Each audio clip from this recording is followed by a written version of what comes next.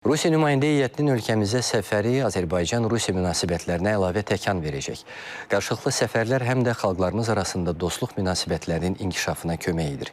Bu fikirləri Milli Məclis və Rusiya Federal Məclisinin Parlamentlərarası Əməkdaşlıq Komissiyasının 22-ci iclasının açılış mərasimində spiker Saibə Qafarova bildirib. O qeyd edib ki, parlamentlərarası komissiya ölkələrimiz arasında əlaqələrin tənzimlənməsi üçün real və təsirli bir mexanizmdir. Rusiya Federal Məclisinin Federasiya Şurasının sədri Valentina Matviyenko isə bildirib ki, Azərbaycan və Rusiya arasında strateji tərəfdaşlıq hər iki ölkə xalqlarının maraqlarına cavab verir. Matviyenko Polad Bülbüloğlu'nu Azərbaycan və Rusiya arasında münasibətlərin inkişafına verdiyi əvəzsiz töhfəyə görə Federasiya Şurasının ali mükafatı ilə təltif edib. Saibə Qafarova ilə Valentina Matviyenko'nun görüşündən sonra Parlamentlərarası Əməkdaşlıq Komissiyasının 22-ci iclası keçirilib.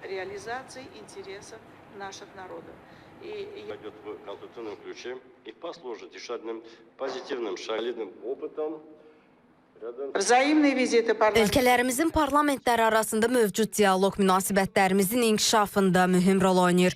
Çoxtərəfli əməkdaşlıqda MDB-nin Parlamentlərarası Assambleyasının da rolu böyükdür. Bu platforma qarşılıqlı səmərə verən əlaqələrin inkişafına böyük təkan verəcək. Qarşılıqlı səfərlər dövlətlər arası konstruktiv əməkdaşlığın mühüm aspektidir. Parlamentlərarası Əməkdaşlıq Komissiyasının fəaliyyəti Azərbaycanla Rusiya arasında siyasi və iqtisadi əlaqələrin inkişafına, eləcə də ümumi problemlərin həllinə təkan verməklə əməkdaşlığın daha da irəliləməsinə şərait yaradır. Münasibətlərimizin təməlində Azərbaycanın böyük rəhbəri və ümummilli lideri Heydər Əliyev durub. Rusiya və Azərbaycan əlaqələri məhz quruculuq və qarşılıqlı etimad çərçivəsində qurulur. Biz ölçülüb biçilən siyasətinə və Rusiya ilə çoxtərəfli qarşılıqlı fəaliyyətə meyilli olmasına görə Azərbaycana minnətdarıq.